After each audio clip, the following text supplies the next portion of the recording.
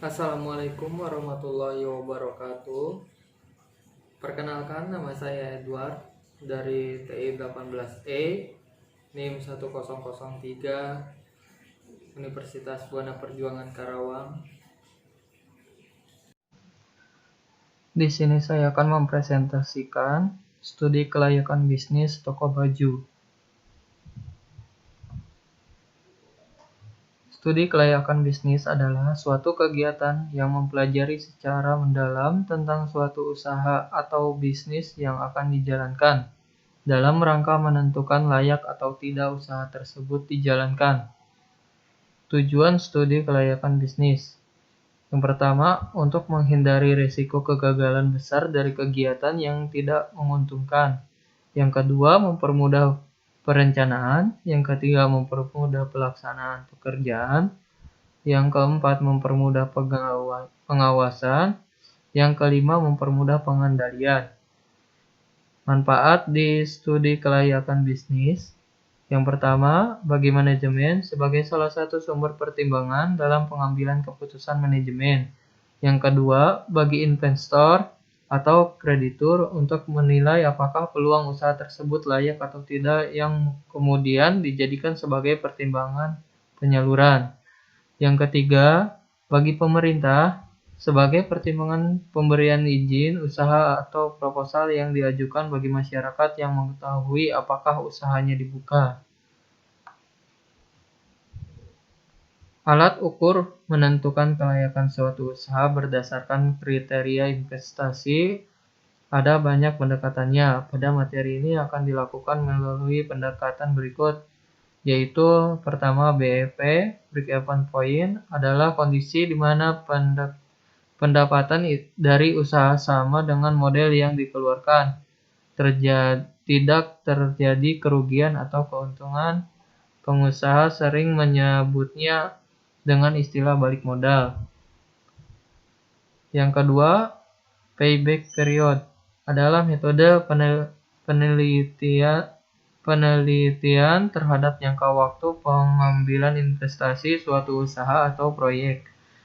Yang ketiga, net present value (NPV) adalah perbandingan antara present value kas bersih dengan present value investasi selama umur investasi. Profil bisnis, ini toko baju yang di Karawang.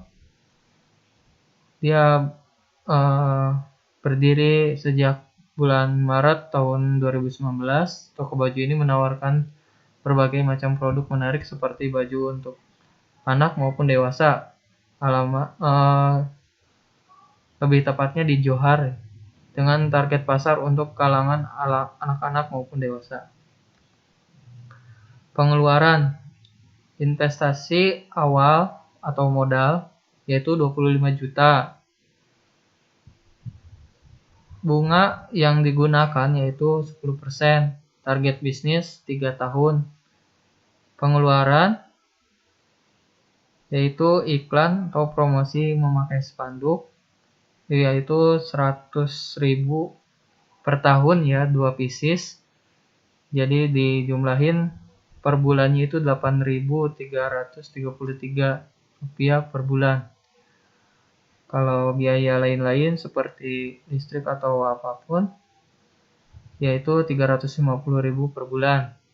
Transportasi 100.000 per bulan. Total biaya tetap per bulan yaitu Rp458.333. Selanjutnya, biaya variabel. Biaya variabel yaitu baju atasan, kemeja, kaos panjang, dan kaos pendek. Masing-masing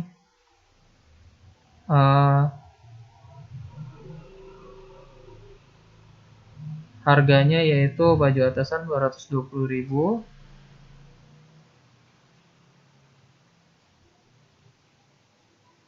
yang kemeja Rp146.000, kaos panjang Rp116.000, kaos pendek Rp96.000.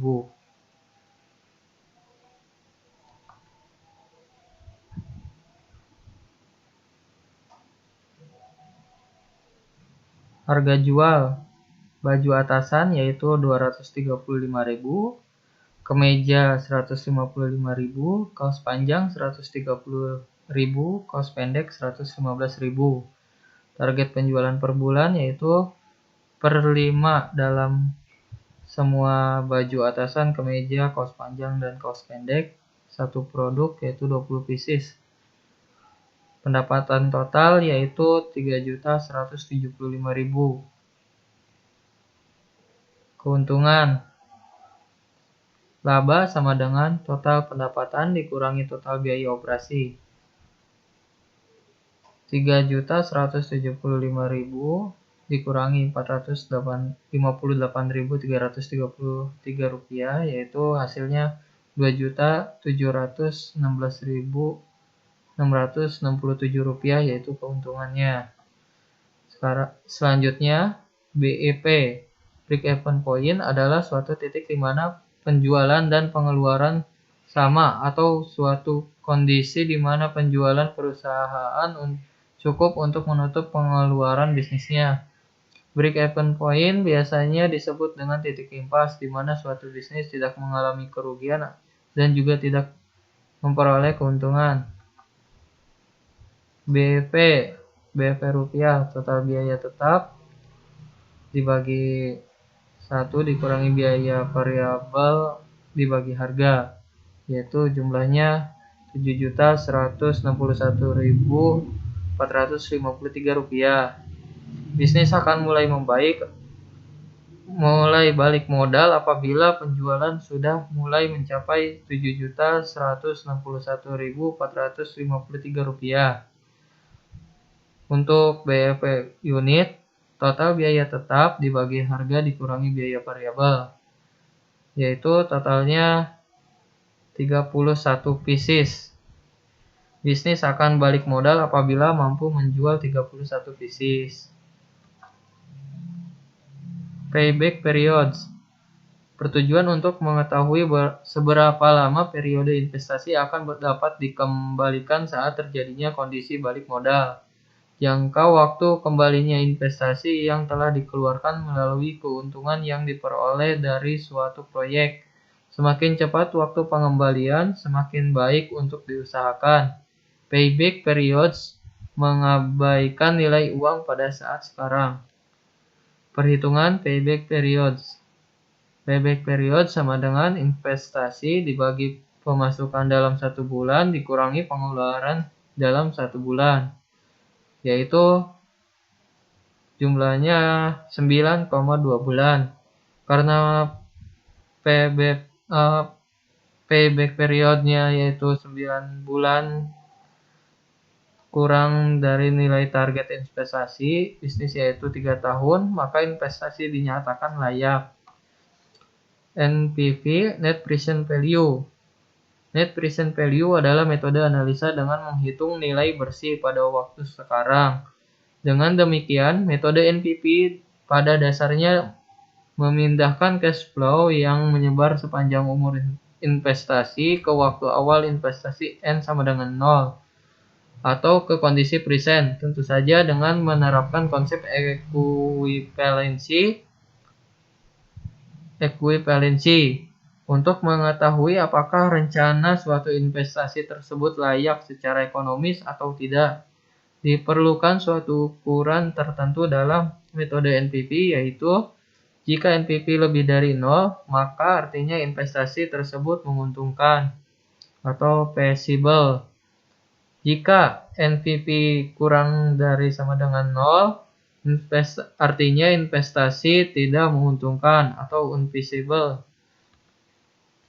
Perhitungan NPV. Investasi yaitu 25 juta, pendapatan 38.100.000,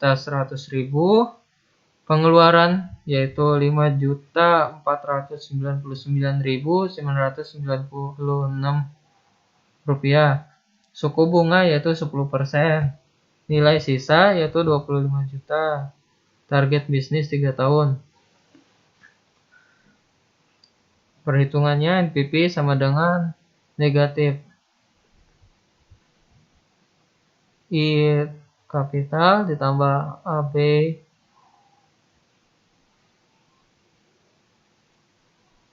atau langsung dengan hasil yaitu 124.855.450 rupiah.